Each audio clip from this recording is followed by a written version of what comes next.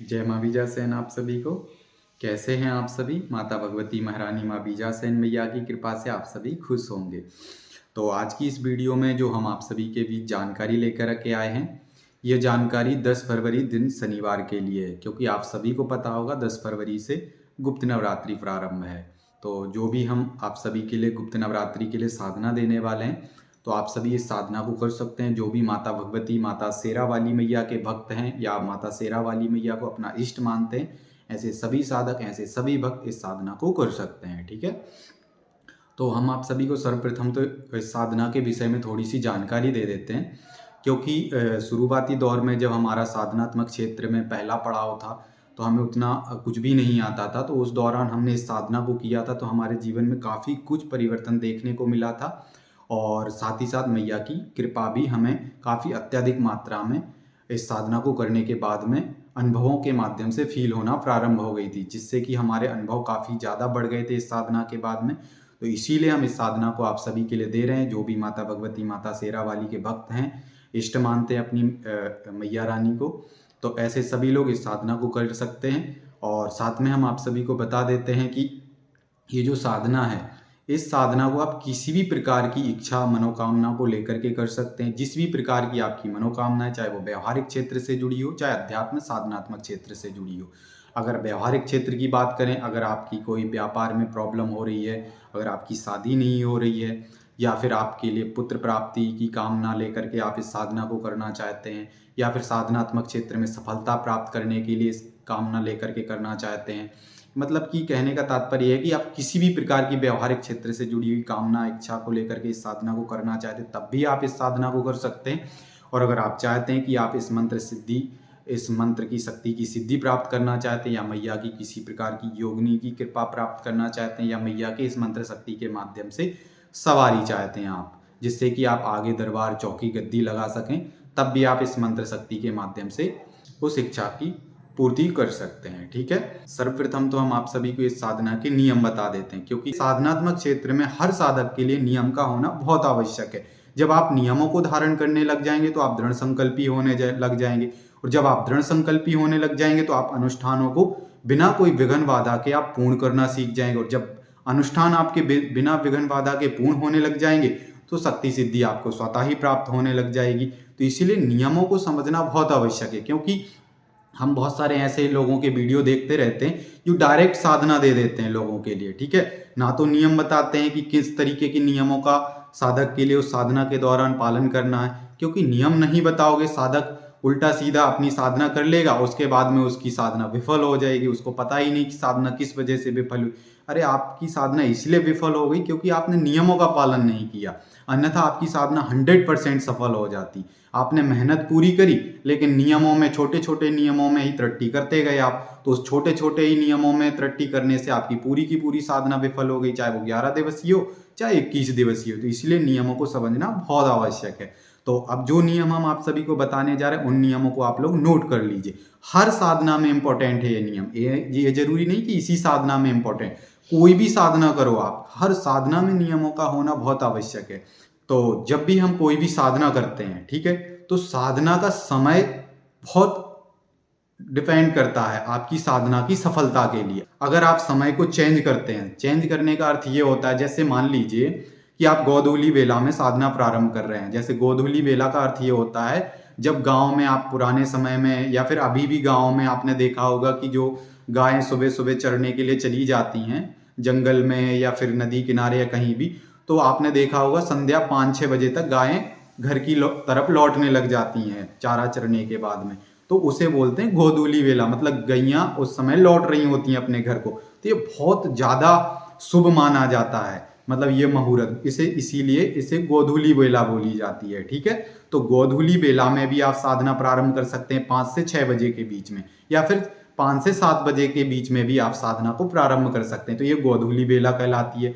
और ब्रह्म मुहूर्त में आप 3 से 4 बजे के बीच भी किसी भी साधना को प्रारंभ कर सकते हैं, तो ये ब्रह्म मुहूर्त का समय कहलाता है। लेकिन जब भी हम जिस भी समय पे, चाहे ब्रह्म मुहूर्त में साधना प्रारंभ करें, चाहे गोधूली बेला के समय पे साधना प्रारंभ करें, लेकिन समय फिक्स होना चाहिए। जैसे 11 दिवसीय आप साधना कर रहे हो, शाम को संध्याकालीन 7 बजे से आपने साधना प्रारंभ करी तो 11 दिन तक शाम को 7 बजे ही साधना में आपको बैठना। ऐसा नहीं कि आज आपने 7 बजे प्रारंभ कर दी साधना, अगले दिन आप 8 बजे बैठे, परसों के दिन 9 बजे बैठे। इस तरीके से आपका समय ही फिक्स नहीं है। 100% आपके जीवन में बिल्कुल भी परिवर्तन देखने को नहीं मिलेगा। मिलेगा थोड़ा बहुत परिवर्तन देखने को मिलेगा, तो उस परिवर्तन से आपका विश्वास घटेगा, क्योंकि आपको ऐसा लगेगा कि अरे हमने इतनी मेहनत करी, साधना में कुछ तो परिवर्तन देखने को नहीं मिला। तो कारण यही है क्योंकि आपने समय पे साधना प्रारंभ नहीं करी हर दिन, तो इसीलिए समय इंपॉर्टेंट रखता है। ठीक है, तो एक नियम ये हो गया समय का। दूसरा, स्थान बहुत अनिवार्य है। स्थान बिल्कुल भी परिवर्तन मत करिए। 11 दिन तक जो भी आप साधना कर रहे हैं फिक्स स्थान पर करिए। ऐसा नहीं कि आज आपने मान लीजिए अपने नीचे वाले रूम में, जैसे आपका डबल फ्लोर का घर है तो आज आपने नीचे वाले रूम में साधना कर ली, अगले दिन आप ऊपर वाले रूम में साधना कर रहे हैं, तीसरे दिन डायरेक्ट छत पे पहुंचे, और या फिर और कुछ काम आया तो इधर से अपना सारा सामान उठाया साधना का, कहीं बाहर पहुंचे साधना करने के लिए। तो इस तरीके से अगर आप करते हैं तो साधना क्षेत्र में सफलता के लिए भूल जाइए, आप कभी भी साधना में सफलता नहीं प्राप्त कर सकते। तो इस बात को भी बहुत ध्यान रखिए। स्थान और समय बिल्कुल सुनिश्चित होना चाहिए, परिवर्तन नहीं होना चाहिए। 11 दिन की साधना हो चाहे 21 दिन की साधना हो, ठीक है ना।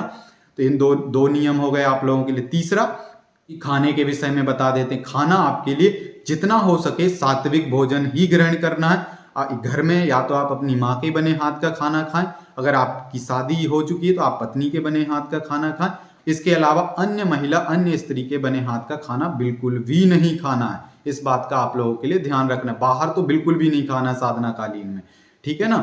और इसके अलावा अगला नियम बता देते हैं। जमीन पर शयन करना है, नई चद्दर पर ही शयन करना है। अगर नई नहीं है तो आप उसे गंगा जल से छिड़क करके शुद्ध कर सकते हैं, किसी भी मंत्र के माध्यम से, जिस मंत्र का आपने अत्यधिक जाप कर रखा है, या गुरु मंत्र से भी शुद्ध कर सकते हैं, और उस पर शयन हो सकते हैं। और उस पर किसी भी अन्य व्यक्ति को चढ़ने मत दीजिए, उस बिस्तर पे किसी को बैठने मत दीजिए, ना ही सोने दीजिए। स्वयं ही उस बिस्तर पे बैठिए, सोइए।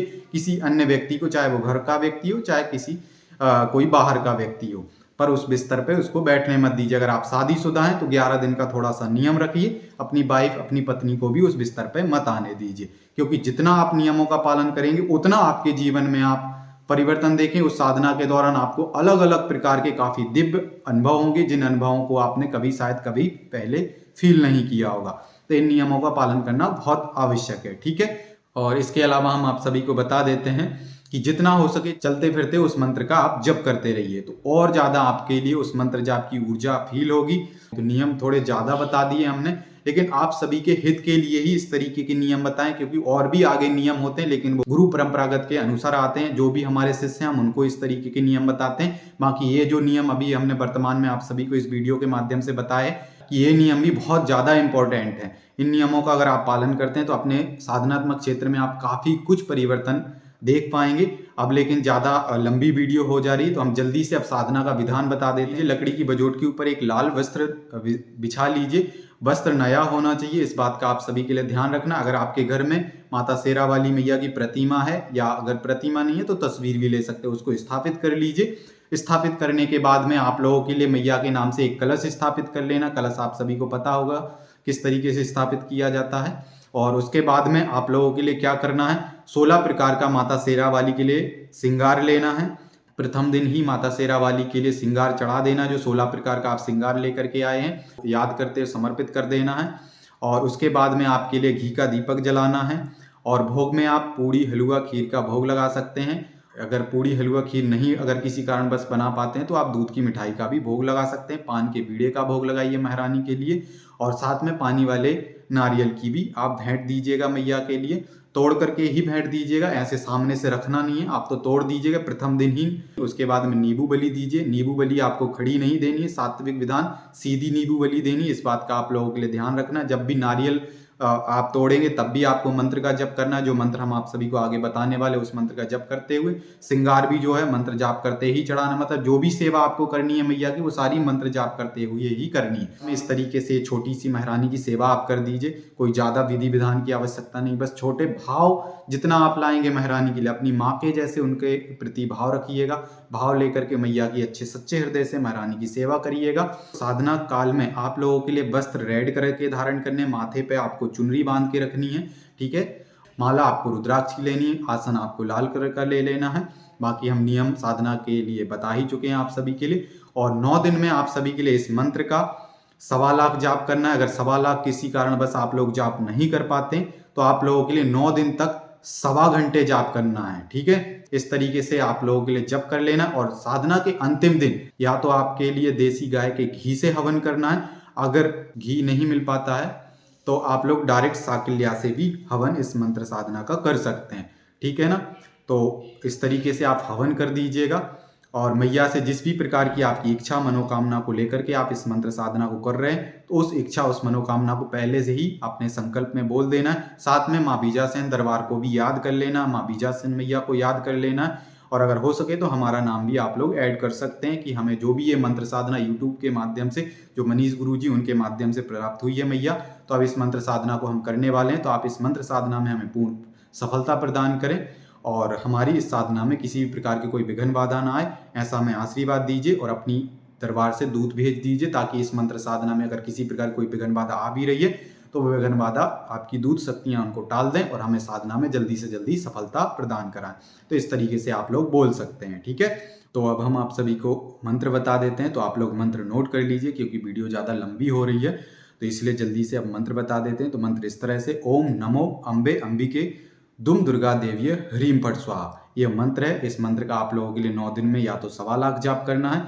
जो लोग 1.25 लाख जाप नहीं कर सकते हैं तो वो लोग 9 दिन तक 1.25 घंटे ही जप करें तो मैया रानी माता शेरा वाली माता दुर्गा मैया की आपके ऊपर बहुत ज़्यादा विशिष्ट कृपा हो जाएगी। बाकी जैसे ही गुप्त नवरात्रि समाप्त होगी तो इस मंत्र साधना के हम प्रयोग भी एक वीडियो बना करके दे देंगे, किस तरीके से आप इस मंत्र साधना से क्या क्या कार्य ले सकते हैं, ठीक है। तो जब तक के लिए आप सभी के लिए जय माँ बीजासेन, खुश रहिए आप सभी।